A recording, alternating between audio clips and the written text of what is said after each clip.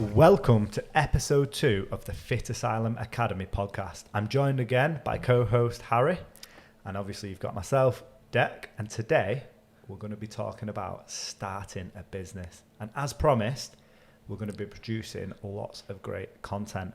And if you haven't already seen, the Fitasylum Academy mentorship is now live. To check it out, head over to our bio. Nice, affordable, easy to use, easy to access mentorship. Over-delivering. So, Harry, tell us a little bit about how you set up your sports therapy clinic. Yeah, it was a long time ago now, and I think it's important to tell the story. We were talking before about how things have changed over time. So after university, I was working in a hospital delivering care on a rehabilitation unit. And I also wanted to start my own business in terms of offering an injury clinic, because that's my background in sports therapy. So I did that in an office building. I paid rent every month. I had a receptionist, and she was really, really great. She would take bookings, but also let people into the building and out of the building. It was cleaned, it was serviceable, it was great. It was also very expensive, which I know a lot of people deal with now. How expensive? Well, it was a while ago, so it was about £500 a month. That's pretty good. When you say a while ago, expose your age here. How long ago was it? Right, thanks, mate. It was probably around about 7 or 8 years ago now, I think. Yeah, just before I got married. So I've been married 6 years this year. So how big was your space that you got? Well, it was big enough to have one bed in it, a table and chair to one side where I took the consultations, I took up notes. I was doing everything paper-based, which is interesting. Shows how long ago it was. Yeah, thank you. Yeah, so I was taking notes by paper and pen. I had a little filing cabinet on the other side. It was pretty basic, really, but it allowed me to deliver care to the local area, which at the time was in Wigan, which Callum will be happy with, talking about Wigan on the podcast already.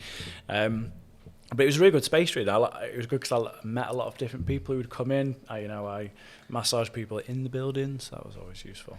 Wigan is full of a variety of people. It certainly is. He's nodding. That's good. Yeah. So you rented a room? Yes. How long did you have that room for? I probably had the room for around about a year, I think. It was after that I started transitioning into becoming a teacher, a tutor, an assessor. So I still had my therapy business, but I had to scale it back a little bit. And that's probably when I transitioned to delivering therapy from my house, just in my front room, and also doing mobile therapy, which I always tell my students is good, but there's a lot of pitfalls. The main one being working on your own and going to different people's houses. Yeah, feels like there's a lot of risk involved with that. That's a lot of risk, yes. So you had your sports therapy clinic. Obviously, you had your own room. You had a mobile therapy version of that. Yeah. How did you find being a sports therapist before you moved into teaching it? Yeah, I liked it. I mean, I was doing a little bit of both, so I was still working in the hospital. I was also at that point working for Warrington Wolves, providing the massage for the first team, which was really interesting. So I was kind of doing a combination of things, really. It wasn't a thing that I was doing full time, although I probably would have liked to have done that. But it was good. Like, I met a lot of different people, treated a lot of different injuries, and gained a lot of experience maybe just talking to people and knowing maybe where I could improve on in the future as to that being an actual successful business, you know. So obviously, like you said, I don't think 7 years ago is that long ago. Obviously, it's a longer time, but not that long ago. How do you think the industry has changed since then, and what did the industry look like back then? Well, the biggest thing is technology, because what you can do now is schedule people in using an app. You can share links. You can do payments online. You can do direct debits, monthly payments. You got social media. So when I started, there was no Instagram. It was Facebook. So I did do a lot of Facebook advertising, which was great because I did it to the local area. So that makes perfect sense. But there was no mass marketing. I didn't do any paid ads or anything. That was definitely not a big thing. But technology definitely, in taking payments, because I used to take a lot of cash. And if you're trying to take block payments or monthly payments, doing that on cash is actually quite hard to facilitate logistically, like saving the money. I had to physically take the money to the bank. Yeah, so that's like it's another admin job, isn't it? Yeah. You know, it's there and back. There's kind of like a lot more tasks that we take for granted this day and age where, like, you can use an app like Calendly or Acuity now where clients can book themselves in. Instead, I bet like myself, when I was PT, and you sit there on a Sunday, you might message all your clients, check their bookings, you send them a message, you're making sure, you might have to change it. Where, like you said, there's technology that have changed all this. And there's specific bespoke apps for like you could use Booksy, which is used by barbers a lot, but also it has a sports therapy section now. So there's so many apps out there competing, which has drove the price down. So the apps are so cheap now as well for like sports therapists. So the industry has changed a lot. What was it like back then? Was it very professional? Did you have to have insurance? How much were you charging? It's definitely still professional. So, I had to get a degree to do what I was doing. It was more than just massage. It was back treatments, lower back pain, mobilization, joint issues. So there's definitely a lot of professionalism. But probably the way things have changed now is that you have to invest money in different tech, so therefore your prices might have gone up nowadays. But I guess in the area of Wigan, maybe it's probably the same price. I was charging £35 for an hour, which for therapy is probably quite low, because like a physio or another therapist might charge like 45, 50, but for a massage, still might be 35, 40. That's definitely a topic for another podcast. Like, I think sports therapists are for some reason seen on a slightly lower level than physios or chiropractors. Yeah. And like you said, you had to go to university, and I've used like a couple of other sports therapists, and I know Ollie, who we're looking to get on the podcast, he's a sports therapist, and I would say he's better than a lot of physios I've seen. So it's very interesting, and we could even get a couple of physios on, because one of my friends is a physio, and I don't think she'll mind me saying Ollie is probably a lot better, just because of the way he's gone about his business. But that's very interesting. So I've got 4 questions. First one is, what did you enjoy most about the job? It was definitely meeting the people. So I like learning stories about different people. I like to understand a bit more about their life. So I just was talking and learning and meeting different people. I think that was very interesting for me. And also working in professional sports in rugby league, that's like a whole different sort of environment. And I learned a lot about injuries and how the industry works, about how you have to be successful in industry. A lot of it's based on volunteer stuff, like it's not very well paid, but once you're in, you're kind of in. It's like a mate's market. But I enjoyed it a lot, really. I mean, learning a lot about people and getting to know them, No, that's really good. So that was what you enjoyed the most about it. What was your greatest success of having a sports therapy kind of, not just clinic, but business in general? Yeah, it was that I had a secondary income that I could provide for me and my family, basically, well, at the time, my wife, Laura. So it was able to provide not only working at a hospital, but also my own business. Like, having your own business makes you feel in a certain sort of way, like, you know what I mean, don't you? It's just completely different, and it's really important to have that feeling. So you said it's a different feeling. Yeah. If we're trying to explain that feeling, would I be correct in quantifying it as, when you've got your own business, you're more passionate about it, you have a bit more care and love about it? Yeah, you push all your energy into that, and that energy itself will generate some sort of outcome, whether it be positive or negative. Like, you can overdo it or you can underdo it or whatever, but putting that energy in something, that passion, gives you a drive to keep going and keep producing and keep enjoying it, and you'll have a value in that afterwards. That's amazing. So that leads me on to the next question, which is, what is the biggest lesson you've learned from having your own clinic or business? It is that it's very time consuming. You have to have your processes in order, which I know is something that you want to talk about definitely in Will. It's involved in the academy as well, because it's so important. Like, you waste so much time doing stuff you don't even realise you're wasting time doing. Like, you know that from experience, right? Like, that's the basis of the mentorship, it's learning from my mistakes and other people's mistakes. Yeah, and that's great, and I got plenty of those, so great. And the last question of 4 is, how has it helped you now? So how are you different to the person you were 7 years ago? I think the biggest thing for me was learning that I enjoy learning, and it's probably a little bit cliche, but I just enjoy learning. I love going on courses. I did my master's recently, and really there's no other benefit to anyone except me and the fact that I learn. I like the learning process, so it got me into the system of like, right, I need to develop, I need to do this, I need to do that, and that's what I enjoy most at the moment, is learning and passing on that, hopefully, that passion for learning to other people.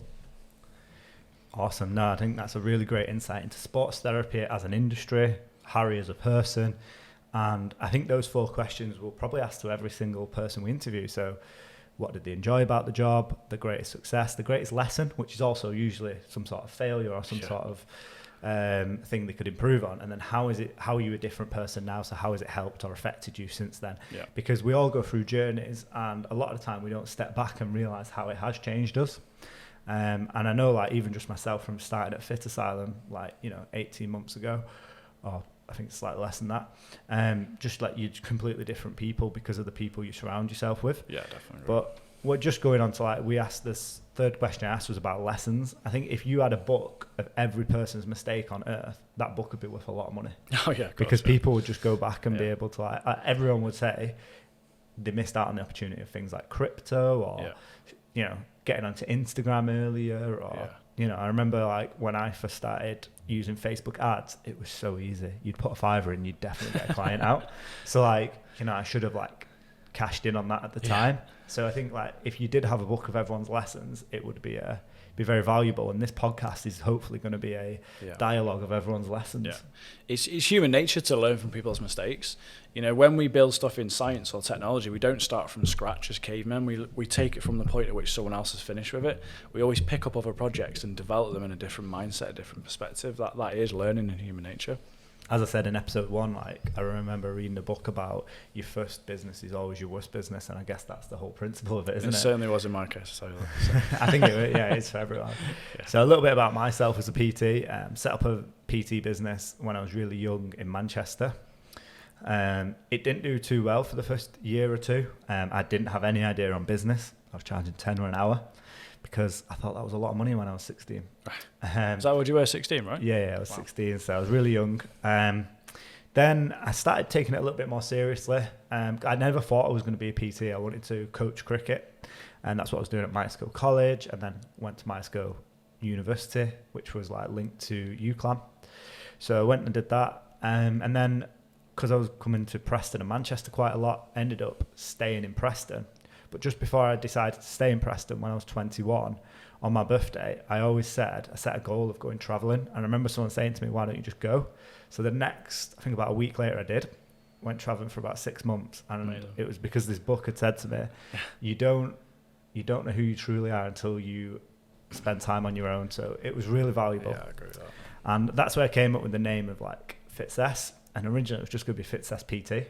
So my email still is FitsSPT, which I have all my subscriptions to, like Amazon and stuff like that. So it's funny, I always see that. But I remember going through the Alps and thinking about it. So that's why everyone always says, why do you have a tattoo of a mountain on your deck? And that's your logo, isn't it? That was the logo, that was the logo. So that's where it came from. Oh, okay, cool. And as I was going up the mountain, I always remember the book saying about, the book I was reading, it was talking about how no matter how high you get on the mountain, or it was talking about success, it was always the journey that was more important. And I think that's the most important thing to me.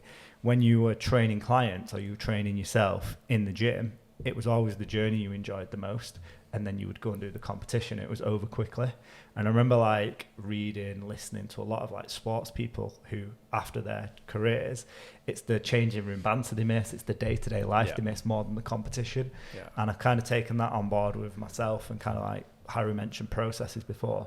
They just make your life a little bit easier, and they're going to help you get to the top of the mountain a little bit quicker. And I still use the analogy to this day with students, it's about the journey, and everyone will have different peaks in life, So for instance, someone's peak might be getting their first client as a PT. Then their next peak might be having enough money to leave their current job. And, it's all different peaks along the mountain, which is our journey. So I set up at DW Fitness in Preston, and I'd planned to stay there for at least a year. And then after 8 months, I'd kind of already reached a ceiling where I was full as a PT. Yeah. I was running classes, I started doing small group classes, and they were doing really well.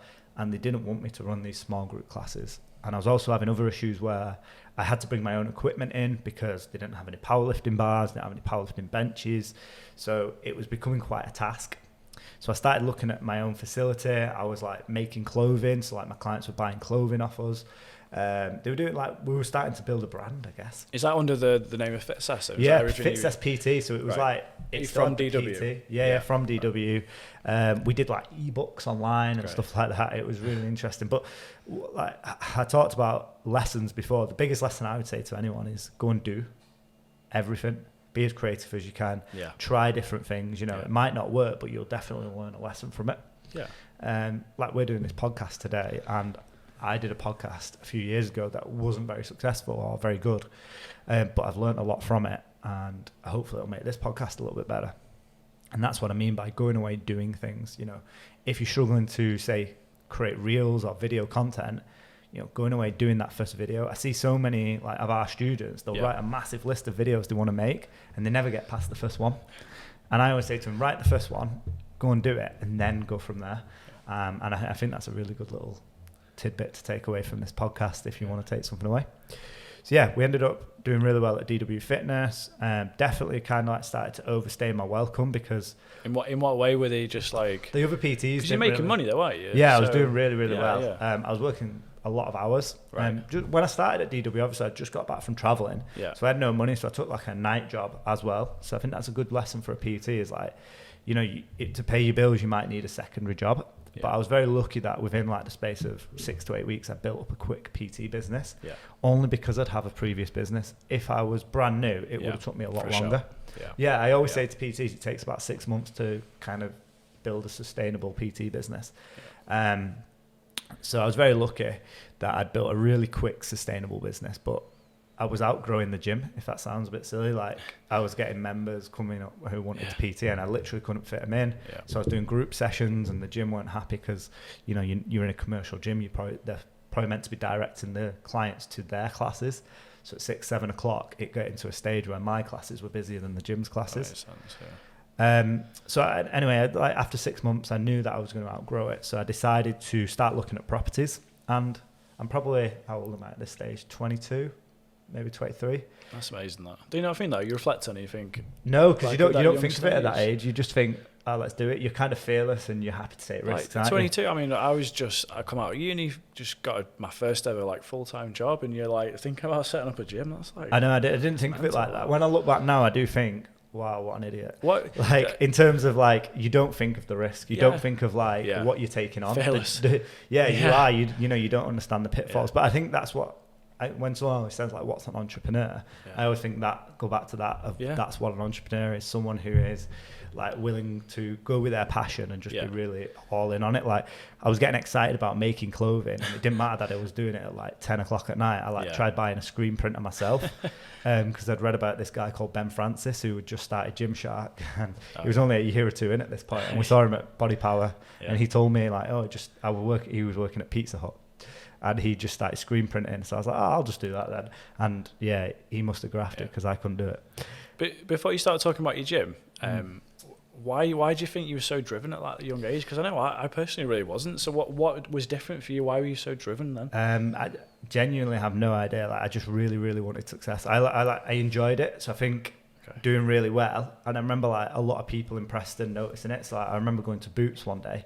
I was just buying something from Boots, and she was like, "Oh, you're that Fitness PT." Yeah. My friend comes to you, and I was amazing. All right. And I was like, "I'm on your waiting list," and I was like, "All right, that's crazy." Yeah. So I had a waiting list. A waiting list as a PT, which back then was pretty big. It's still a huge thing now, though, isn't it? Really. Yeah, I guess people literally waiting for your services who can't. You're that full that you have to have a waiting list. And it was I used to train between 11 and 3. So between 2 of those hours, I would train, I'd eat, and I'd do all my bits that I needed to do. And people were coming up to me going, "You could PT me in this hour," and I'm like, "No, I need to train myself." I need to have a life. So, I was really enjoying it. I had a really good routine at DW as well. I basically got up at 5, got to the gym at 6, worked from 6 till 10. PT and clients. 10 to 11, I would usually eat my first meal, do some admin stuff. And then 11 till 3, I'd spend 2 hours training, and I'd also get my second meal in, usually after I've trained. And then I'd usually go home, do my home tasks, do all my admin stuff, and start PT and clients again from 4 o'clock, usually till about 8 o'clock. Sometimes, especially in the busy times, I was working till 10 at night. Wow. Usually doing 7 days a week as well, but on Saturday, Sundays, kind of just doing it until 1 or 2 o'clock.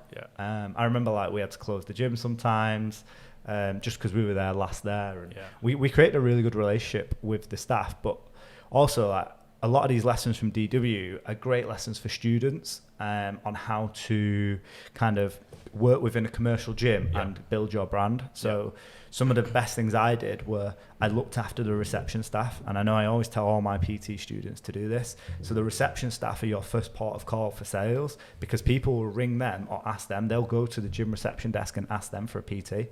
So what I used to do is just run a little class for all the receptionists, and I'd help them all. I'd give them all like little programs that they could follow themselves, and they were always really nice to me. They gave me coffee, and they would like say if I had a consultation, they'd give my client I was doing a consultation with a free coffee, because I looked after them so much. So that whole service worked really well, and I suppose it goes back to over delivering.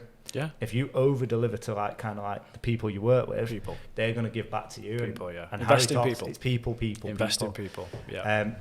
And I know Harry said then about being driven, but later on that drive is going to like show you some of the pitfalls to being driven, especially when I set up my gym.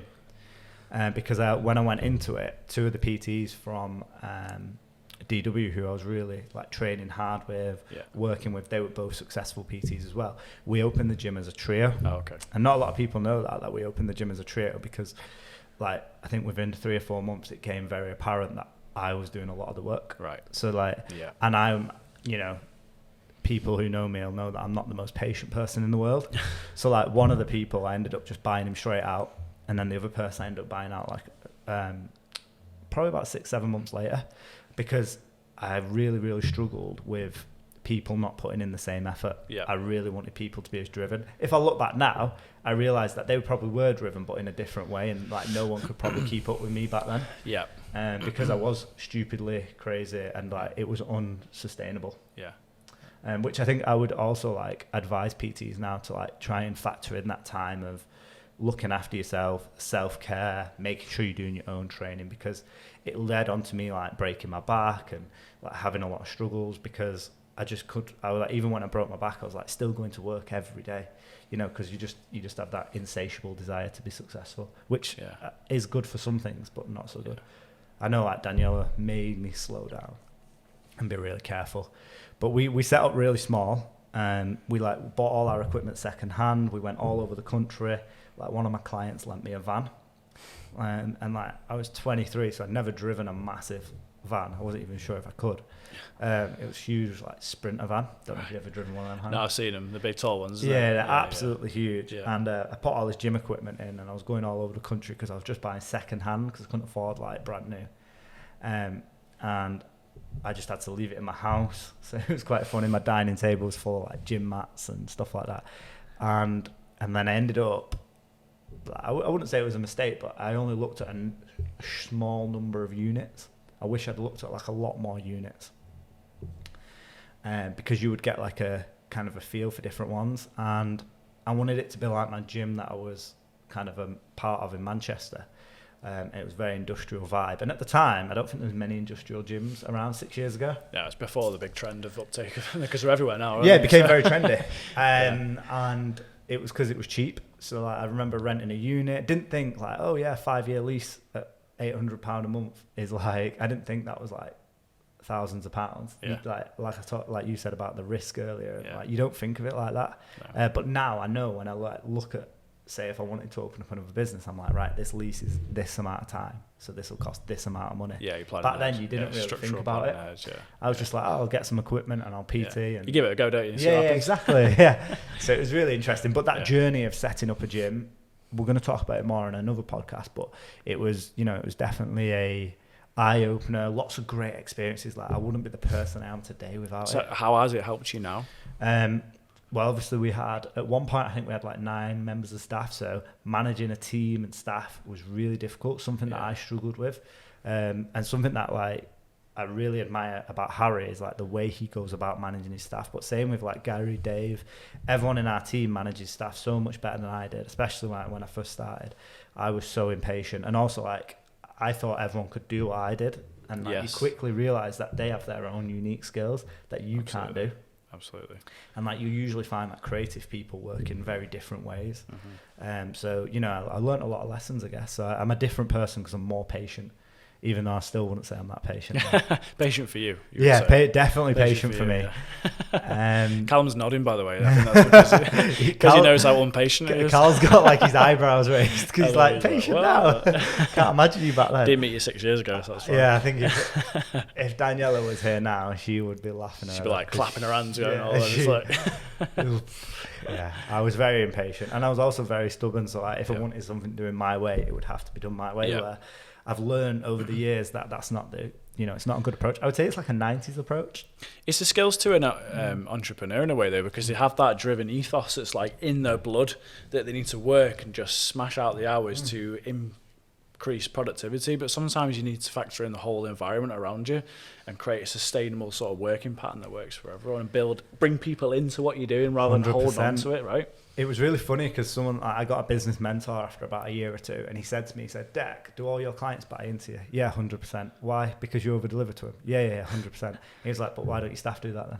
And I was like, because I don't over-deliver to them. He said, there you go, that's your answer. So it was very simple. Great, yeah. And I ended up going the other way. I was too lenient then with the staff. Right. So I learned so much. Because you've been on both sides, of the coin, it's very, very different.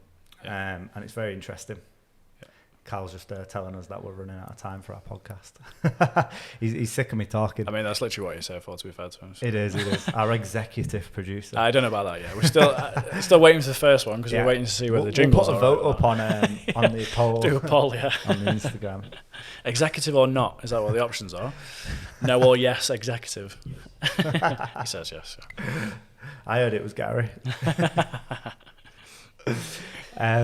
But yeah, no, it was an amazing journey, and we're going to talk about it a little bit more on the podcast. And I would like to hear a lot more about the gym. I know we just sort of touched on it, but I was saying to you before, going from a PT to then owning your gym is like a huge thing. I mean, there's a lot of detail in that, right? And we're only scratching the surface of what you went through. Like I said, I would definitely recommend for PTs to I wish I would have stayed at DW a little bit longer, maybe another 4 months. And then I wish I would have opened up a smaller unit and then grown from there. And then understanding if you're the personality type to go into business with other people as well. Yeah. So I went in with 2 other people and it didn't work for me. Yeah. And it was really funny because like Daniela's dad had gone into business with other people and he told me not to. I was like, no, it'll be fine. And you kind of like don't listen to the advice that you were given. And it's been a crazy journey, but I think there's going to be lots of great stories and also lots of great takeaways for you guys. So you guys are going to benefit from the lessons that me and Harry have learned from having our own businesses. 100%. And anything that you want to talk about, anything that you want us to hear us talk about or even discuss as a group or with guest speakers, you just let us know, because it's all about having that conversation and having communication with different people. So please do let us know on Instagram, on like WhatsApp if you're a student, please on Spotify, that kind of thing. Just let us know and we'll get back to you. Yeah, just reach out to us, guys. We're going to be very open to taking questions. We just want to help. That's the bottom line. I think Harry had a sports therapy business because he liked helping people. He liked talking to people. I had a PT business for pretty much the same reasons. So, hope we're enjoying the podcast. If you are enjoying it, please share it. Please leave a comment. Please, just review it. Anything you can do to help us would be greatly appreciated.